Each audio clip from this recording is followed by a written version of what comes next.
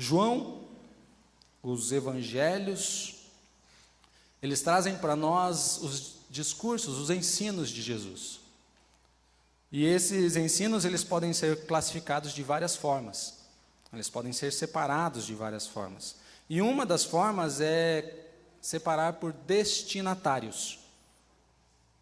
Então nós temos os ensinos de Jesus que são particulares, como a conversa entre Jesus e Nicodemos. Nós temos os discursos de Jesus que são para uma grande multidão.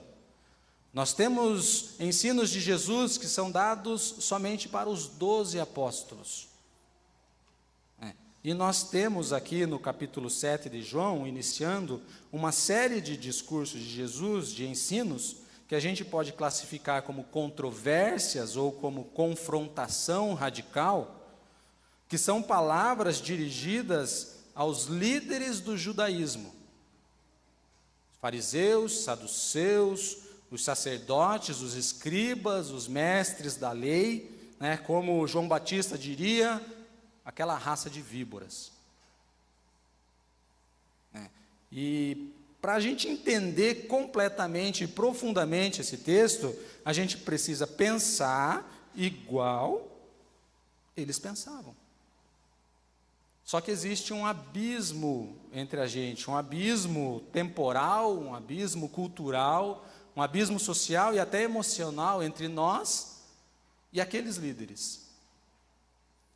Entre nós e aqueles que foram alvos dessas palavras.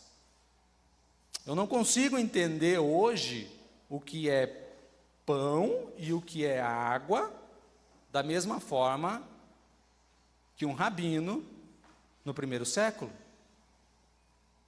Só para os irmãos terem uma ideia disso, quantas pessoas saíram do Egito, lideradas por Moisés? Aproximadamente 3 milhões de pessoas.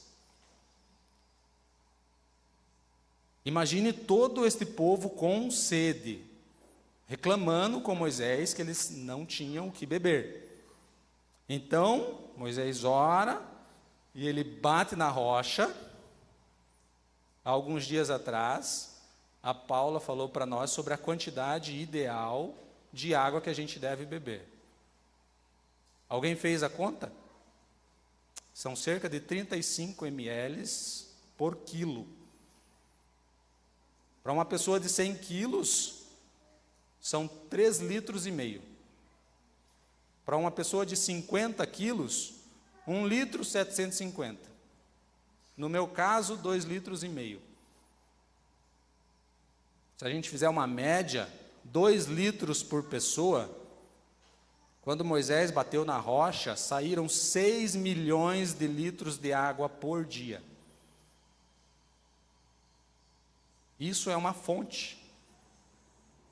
Isso é um milagre. No meio do deserto, uma rocha, jorrar tanta água. Quem tem caixa d'água aqui de 1.000 litros em casa? 1.000 litros. É como se essa caixa esvaziasse ou enchesse em 15 segundos. É muita água.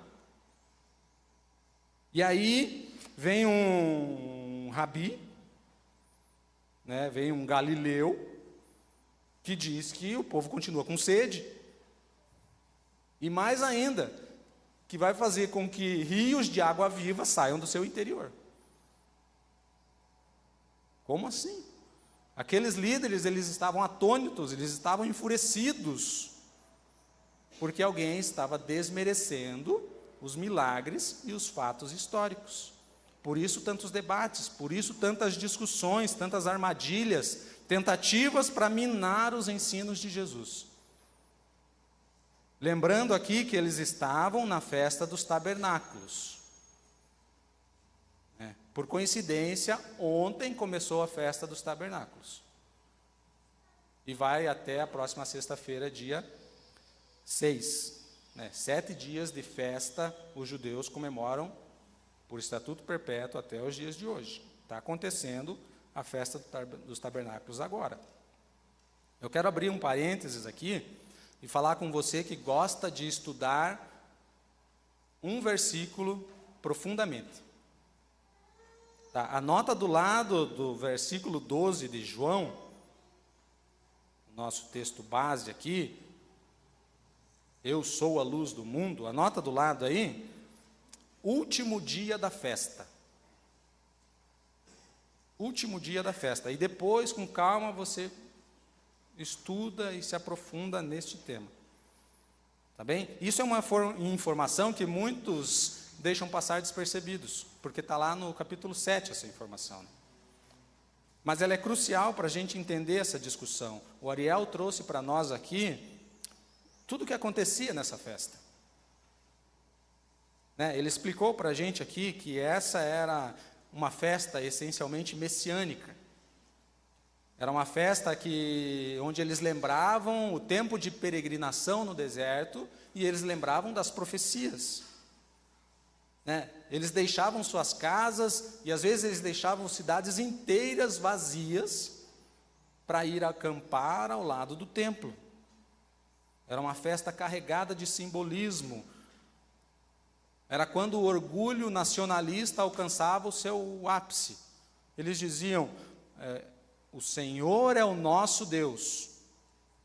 Ele nos libertou com um braço forte, com mão poderosa, e Ele nos dará a salvação outra vez.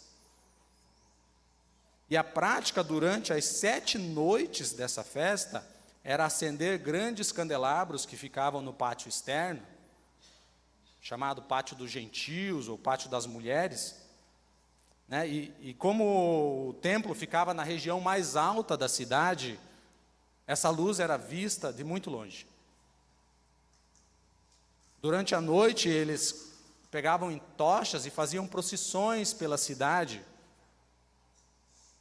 Imagine uma multidão caminhando pela cidade com tochas acesas, e durante essa caminhada, eles cantavam os salmos do Halel.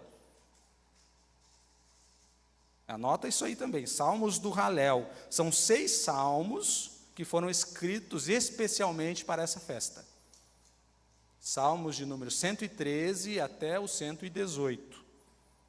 Tá? E os últimos versos do 118, eles eram repetidos antes de começar o Salmo 113 novamente. Era assim que eles lembravam e contavam aos filhos o que o Senhor tinha feito por eles. Mas por que candelabros e tochas? Abre comigo aí no livro do Êxodo.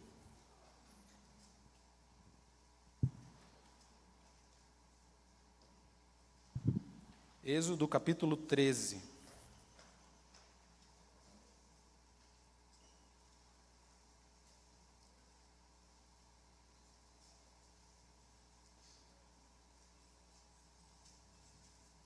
Êxodo capítulo 13, o versículo 21.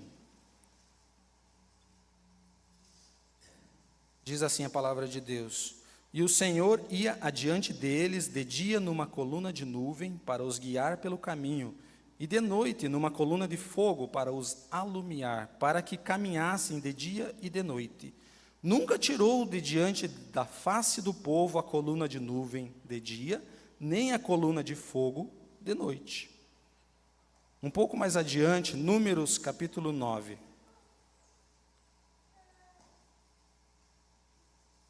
Números capítulo 9.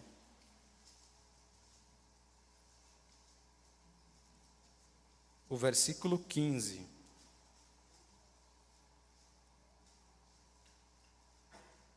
E no dia de levantar o tabernáculo, a nuvem cobriu o tabernáculo sobre a tenda do testemunho, e à tarde estava sobre o tabernáculo como uma aparência de fogo até a manhã.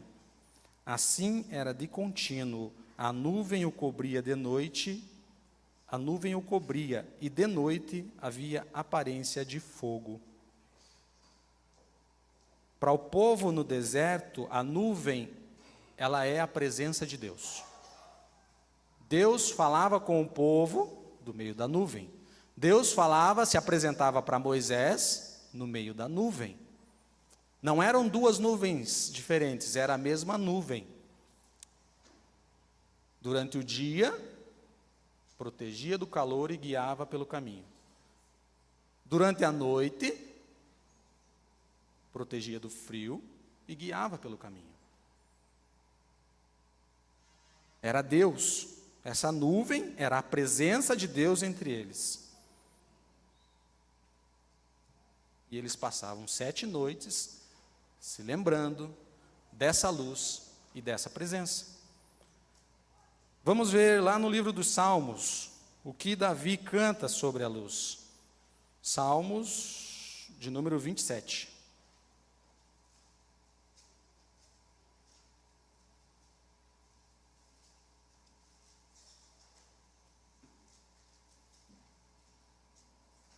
Salmo de número 27, o primeiro versículo, nos diz assim: O Senhor é a minha luz e a minha salvação. A quem temerei? O Senhor é a força da minha vida, de quem me recearei? Lembra da tua oração silenciosa? Deus é a sua luz. Deus é a sua luz. Deus é a sua salvação. E você não precisa temer. Você não precisa recear aquilo que você orou, porque Deus está contigo. Asaf também canta no Salmo 78.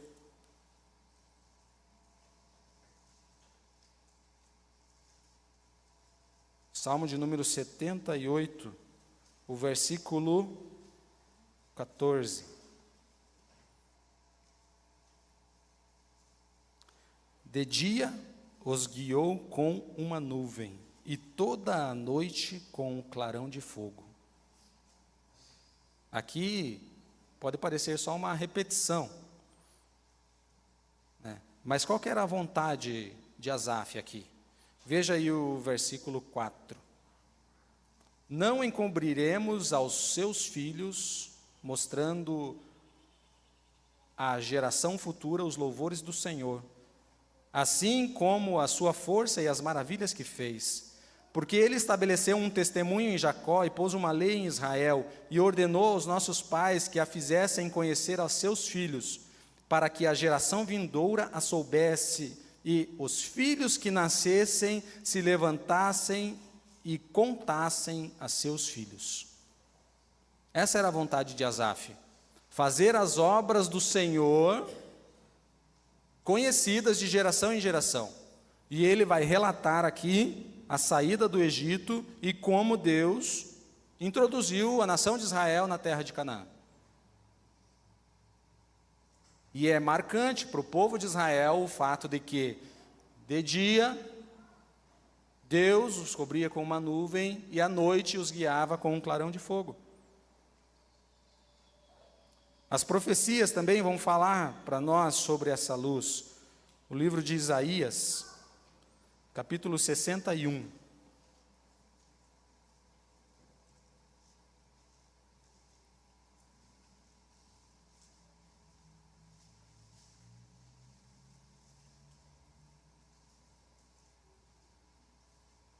Isaías 61, o primeiro versículo. O Espírito do Senhor Jeová está sobre mim, porque o Senhor me ungiu para pregar boas novas aos mansos. Enviou-me a restaurar os contritos de coração, a proclamar liberdade aos cativos e abertura de prisão aos presos. Pode perguntar. Cadê a luz? Cadê a luz desse texto? Quando Jesus ele lê esse texto numa sinagoga, num dia de sábado, na cidade onde ele cresceu, lá em Nazaré, ele lê o texto e ele se senta. E o povo fica assim, tá, você leu o texto e agora? E Jesus responde, hoje se cumpriu esta palavra em seus ouvidos. Hoje se cumpriu esta palavra em seus ouvidos. E às vezes a gente pensa, às vezes a gente é levado a pensar que Jesus estava falando desse único versículo.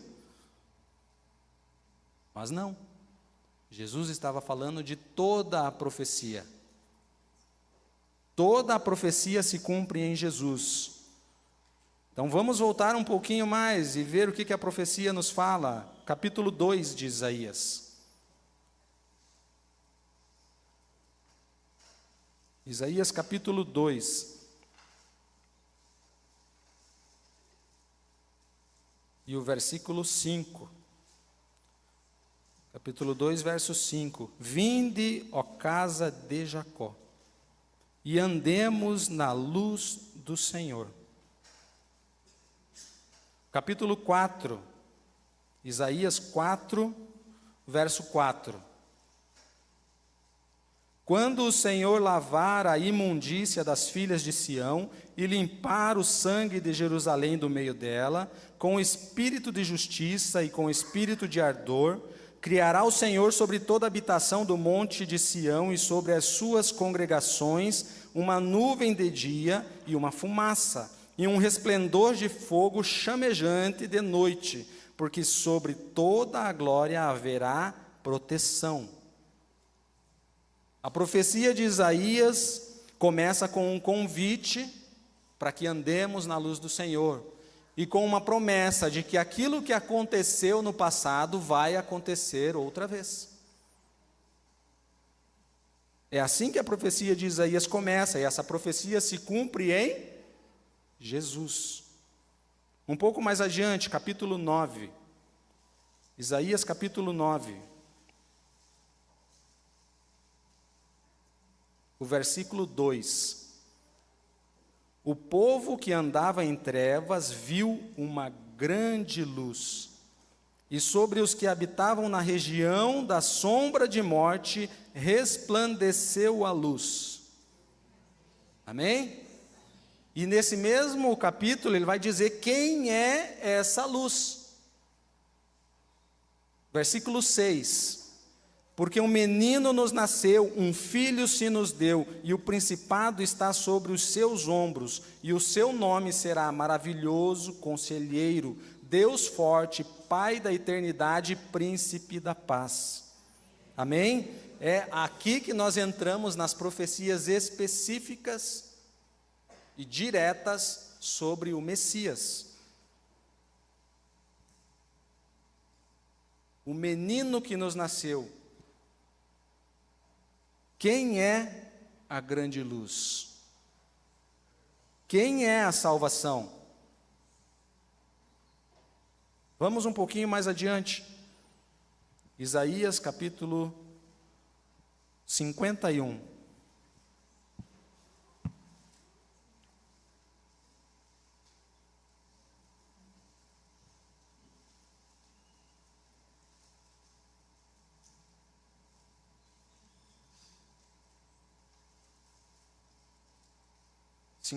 Versículo 4. Atendei-me, povo meu e nação minha, inclinai os ouvidos para mim, porque de mim sairá a lei, e o meu juízo se estabelecerá como luz dos povos. Perto está a minha justiça, vem saindo a minha salvação, e os meus braços julgarão os povos, e as ilhas me aguardarão, e no meu braço esperarão. Aqui, Isaías, ele coloca uma sequência poética, dizendo: a luz, a justiça e a salvação está saindo do trono de Deus e vindo de encontro aos seus filhos. Está vindo, o Messias está vindo. Um pouquinho mais adiante, capítulo 59.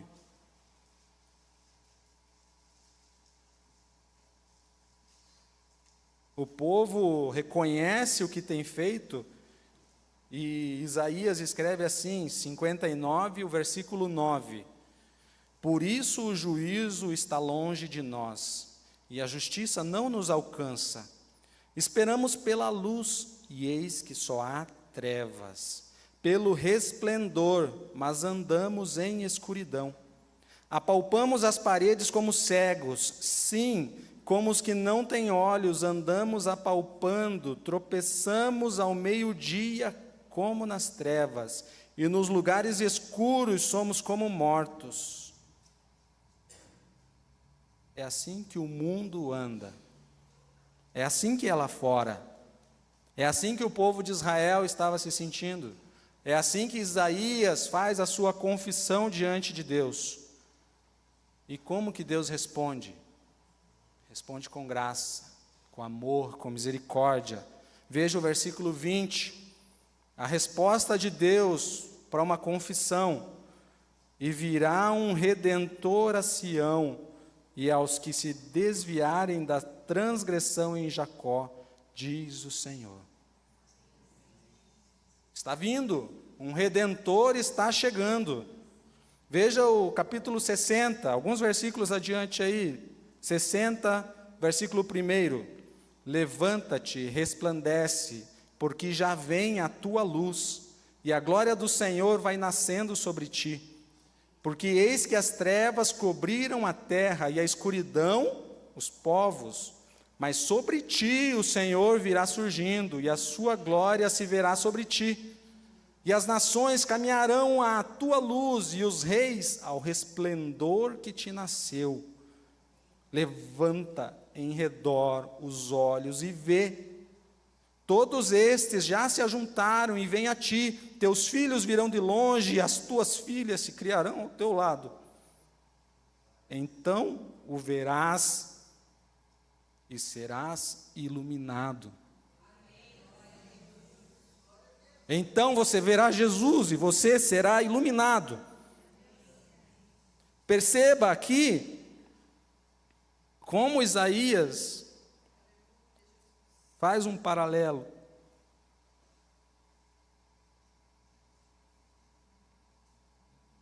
entre o Redentor, entre a luz, entre a salvação. É Jesus que está vindo para iluminar a tua vida.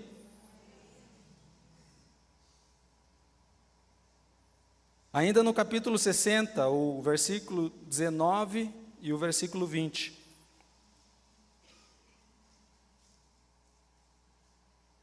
Nunca mais te servirá o sol para a luz do dia, nem com seu resplendor a lua te alumiará, mas o Senhor será a tua luz perpétua, e o teu Deus a tua glória.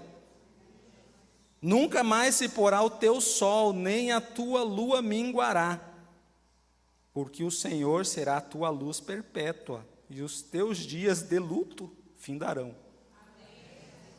Amém? Aqui eu quero que você pare um pouco para pensar numa palavra específica: perpétua. Nós fazemos rima com as sílabas e com os sons. Só que na poesia hebraica, a rima é de ideias. A rima é do pensamento.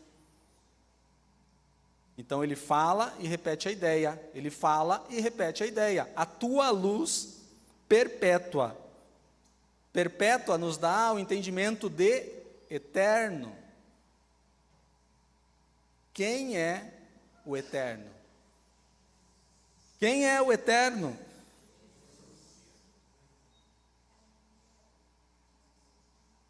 E aí a gente chega no primeiro versículo do capítulo 61, o Espírito do Senhor Jeová está sobre mim, e Jesus diz: hoje se cumpriu esta profecia.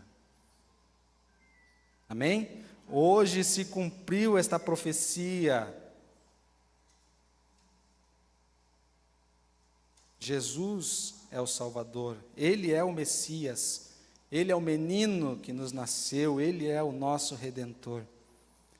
E durante a festa, os judeus eles tinham essa imagem nítida na mente. Eles lembravam do que Deus fez, a coluna de fogo, e eles lembravam da profecia que prometia luz, mas eles não estavam esperando por um carpinteiro. Eles não estavam esperando por um galileu de Nazaré? Vamos ver o que o profeta Miqueias profetiza. Miqueias escreve sobre a vinda do Messias, depois de Jonas, Miqueias capítulo 7.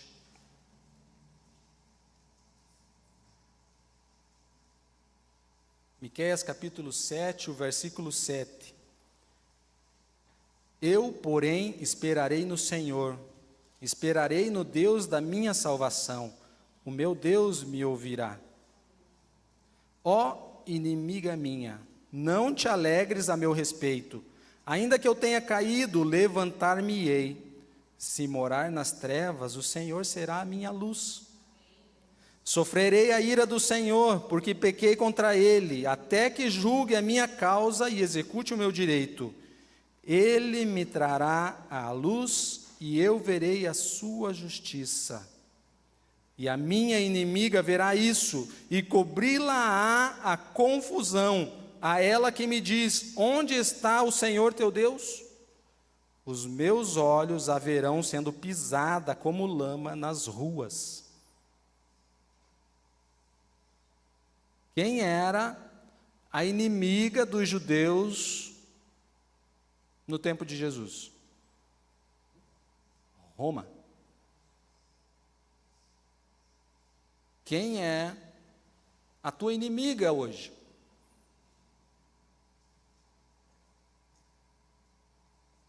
Eles estavam esperando pelo Messias, sim, eles estavam esperando pelo Cristo, o ungido.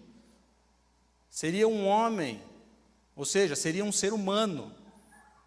Seria um filho de Davi, ou seja, seria alguém com sangue real, com direito ao trono, com direito a usar a coroa. Eles estavam esperando por um rei político e militar, e eles levavam ao pé da letra, que não iria apenas libertar Israel, mas iria dar à nação um status de soberania acima do império. Era isso que eles esperavam. E até os discípulos tinham essa ideia.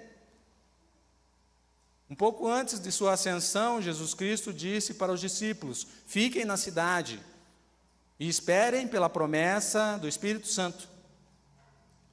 E os discípulos perguntaram: Senhor, é nesse tempo que o Senhor vai restaurar o reino de Israel?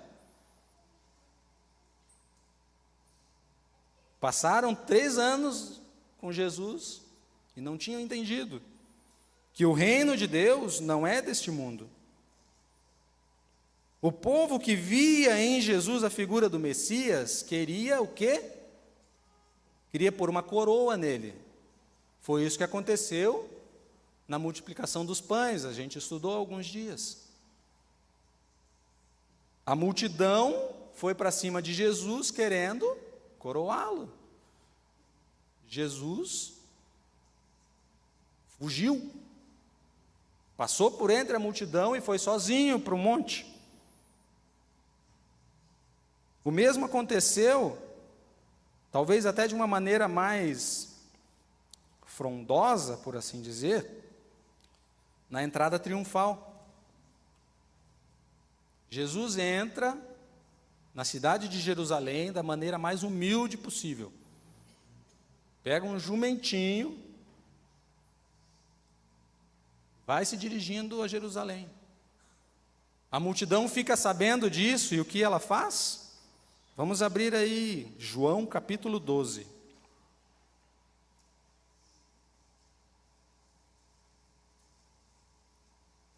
Nós vamos estudar esse texto mais profundamente um pouco daqui a alguns dias. Se não me engano, no último sábado de outubro. João capítulo 12, o versículo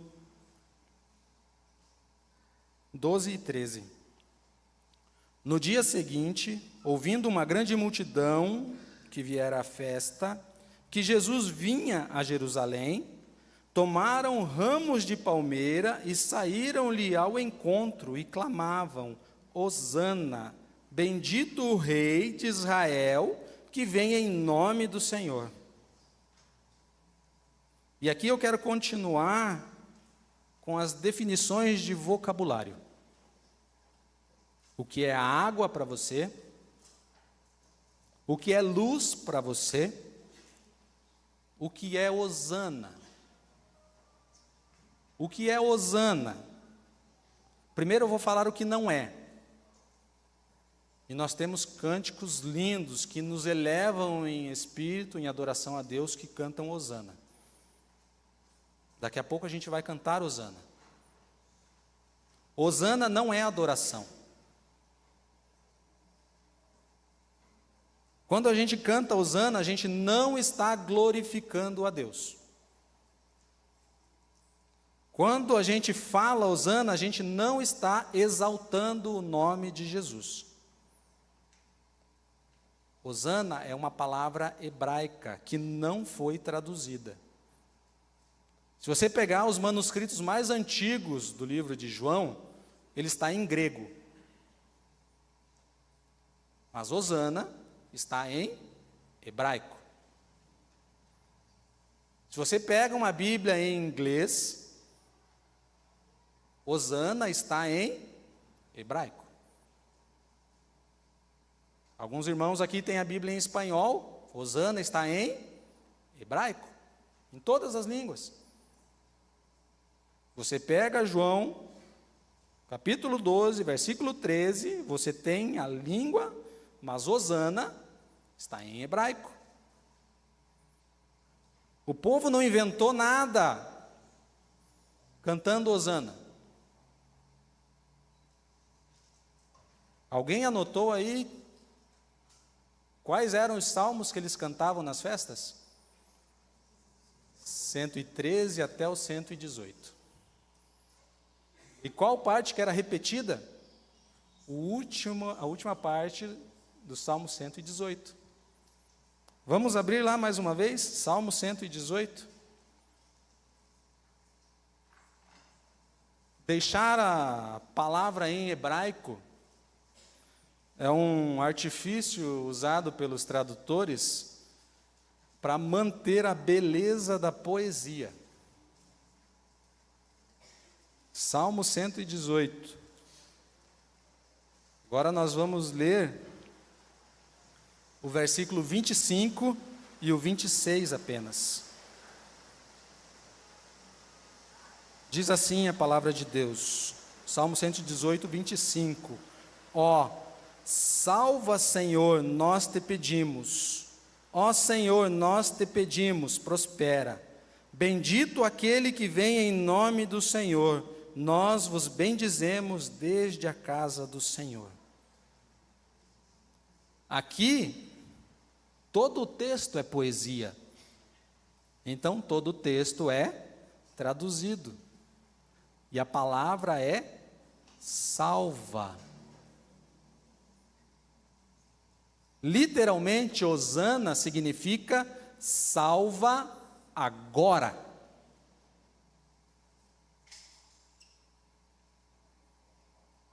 É um clamor. O povo clamava, hosana, bendito o rei que vem em nome do Senhor. O povo clamava. É um grito, é uma súplica urgente. No domingo antepassado, o Cleverson trouxe o seu testemunho aqui. E eu chorei, me emocionei. Se você não assistiu, está disponível no YouTube. Acrescentou a minha fé e vai acrescentar a sua fé. Teve um momento em que ele estava procurando pela Jaque com a certeza de que o pior estava acontecendo. Desesperado, na rodovia dos minérios, já foi para lá, já foi para cá, não sabia mais para onde ir. Ele põe as mãos no volante e ele diz: Senhor, meu Deus, aonde está a Jaque? Se ele fosse falar em hebraico, com certeza ele ia gritar, hosana. Senhor, onde está a Jaque? Hosana. salva agora. O Espírito de Deus, que se comunica com o nosso espírito, fez um milagre naquele dia e levou o Cleverson ao lugar exato. E um milagre foi feito, e Jaque foi salva da morte. Deus salva, meus irmãos. Hoje ainda Deus salva. Jesus veio, se apresentou como aquele que estava com eles no deserto. Se apresentou como um ungido prometido, o Messias esperado. Se apresentou como um menino que nos nasceu, como o Redentor da humanidade. Se apresentou como Salvador, se apresentou como a luz do mundo. E João mesmo vai dizer, um pouco mais adiante, a luz veio ao mundo, mas os homens amaram mais as trevas. Ele veio para o que eram os seus, mas os seus não o receberam. Pelo contrário, fizeram pouco caso dele, o negaram, o mataram. Não era isso que eles queriam. Hosana, salva agora. Em qualquer momento, aonde você estiver, você pode gritar, você pode clamar. Jesus veio e disse: está consumado. Ele vai te salvar. Mas existe ainda um outro aspecto da luz, e eu gostaria de incentivá-los a conversar sobre isso nos pequenos grupos. No Sermão da Montanha, Jesus afirma: vós sois o sal da terra e a luz do mundo. Você já encontrou a luz? Você já é salvo? Se sim, agora você está apto a se tornar uma luz. Não da mesma forma que Jesus foi luz, salvando as pessoas, mas nós somos comissionados a iluminar o caminho das pessoas que nos cercam, para que elas encontrem a luz verdadeira, para que elas encontrem Jesus Cristo. E como você pode fazer isso? Vamos conversar nos pequenos grupos. Eu gosto de simplificar. Ser luz é basicamente ser diferente. É fazer a diferença. Se você é luz, você é diferente do mundo. Você é diferente das pessoas que estão no mundo. Se você é luz, você precisa fazer diferença onde você está. E a Bíblia, ela é riquíssima quando fala sobre a conduta cristã. Alguns comentaristas, eles vão trazer para nós que ser luz é a continuação das bem-aventuranças. Bem-aventurados os humildes, os mansos, os puros. Então, se você tiver as bem-aventuranças, você está sendo luz.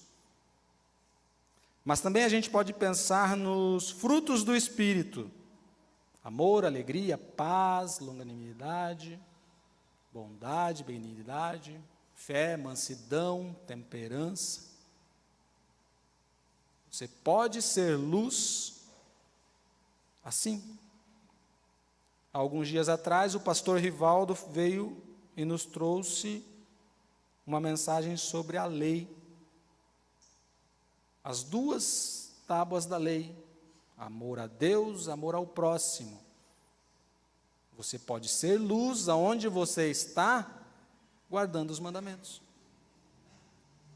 No sermão profético, Jesus diz que haverá uma separação entre os salvos e os ímpios, e um dos critérios que ele usa, Mateus 25, 34, vinde benditos de meu Pai, porque tive fome, sede, era estrangeiro, estava nu, quando adoeci, quando estive preso, você atendeu às minhas necessidades.